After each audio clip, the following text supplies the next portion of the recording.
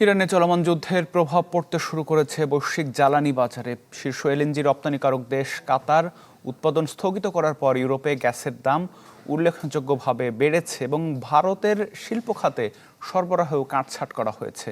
পরিস্থিতি দীর্ঘায়িত হলে বিশ্ব অর্থনীতি ও জ্বালানি বাজারে আরও চাপ তৈরি হতে পারে বলে আশঙ্কা করছেন বিশ্লেষকরা। এবার নগদে পাচ্ছেন হেলিকপ্টার অফার, তাই কেনাকাটার পেমেন্ট নগদে করুন আর বুঝে নিন ২০০০ টাকারও বেশি ক্যাশব্যাক সহ হেলিকপ্টার রাইড। পেমেন্ট শুরু করুন আজই। মধ্যপ্রাচ্যের আকাশে চলছে ড্রোন হামলা, সাগরে ছড়িয়ে পড়েছে যুদ্ধের উত্তাপ, আর তার ঢেউ এখন আছড়ে পড়ছে বিশ্ব জ্বালানি বাজারে। কাতারে গ্যাস উৎপাদন বন্ধ হয়ে যাওয়ায় ভারত ও ইউরোপে তৈরি হয়েছে জ্বালানি সংকটের শঙ্কা। বিশ্বের শীর্ষ এলএনজি রপ্তানিকারকদের মধ্যে অন্যতম কাতার।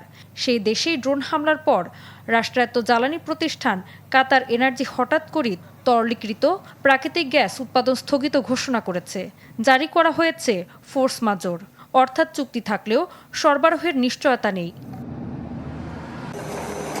কাতারের এলএনজি বিশ্ববাজারের প্রায় ২০%, আর তাই উৎপাদন বন্ধ মানেই বৈশ্বিক সরবরাহে বড় ধাক্কা। আর সেই ধাক্কায় সবচেয়ে বেশি টের পাচ্ছে ভারত ও ইউরোপ। কাতার বিশ্ব এলএনজি উৎপাদনের প্রায় ২০% যোগান দেয়। ইরান থেকে ড্রোন হামলার প্রতিক্রিয়ায় দেশটি উৎপাদন বন্ধ করেছে, যা নজিরবিহীন। ফলে বৈশ্বিক বাজারে তাৎক্ষণিক প্রভাব পড়েছে এবং এশিয়া ও ইউরোপে গ্যাসের দাম বেড়ে গেছে। ভারতের শীর্ষ আমদানিকারক পেট্রোনেট এলএনজি সরবরাহ কমানোর বার্তা দিয়েছে। দেশটির রাষ্ট্রায়ত্ত ইন্ডিয়ান অয়েল কর্পোরেশনও শিল্প গ্রাহকদের গ্যাস সরবরাহ ১০ থেকে ৩০% পর্যন্ত কমিয়ে দিয়েছে। যদিও বিকল্প হিসেবে স্পট মার্কেটে কেনার প্রস্তুতি চলছে, কিন্তু সেখানে দাম ও বিমা খরচ আকাশছোঁয়া। অন্যদিকে ইউরোপেও বেড়েছে দামের চাপ। ইউরোপে গ্যাসের মানদণ্ড হিসেবে পরিচিত ডাচ টিটিএফ চুক্তির দাম ৩০% বেশি বেড়েছে। যুদ্ধ শুরুর পর থেকেই বাজারে অস্থিরতা বাড়ছে। যুক্তরাষ্ট্র ও ইসরায়েলের সাথে ইরান সংঘাত ছড়িয়ে পড়েছে গুরুত্বপূর্ণ জ্বালানি রুট হরমুজ প্রণালী এলাকায়। এরই মধ্যে হরমুজ প্রণালী বন্ধের ঘোষণা দিয়েছে ইরান। তারা বলেছে, যদি কোনো জাহাজ এটা অতিক্রম করার চেষ্টা করে তাহলে তাতে আগুন দেয়া হবে।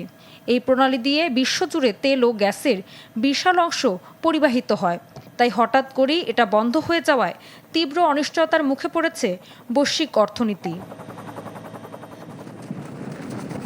এমন পরিস্থিতিতে দ্রুত কূটনৈতিক সমাধান না এলে অস্থিরতা দীর্ঘস্থায়ী হতে পারে।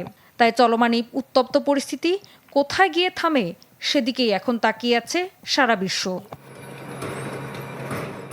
ঋতু সাহা, চ্যানেল 24।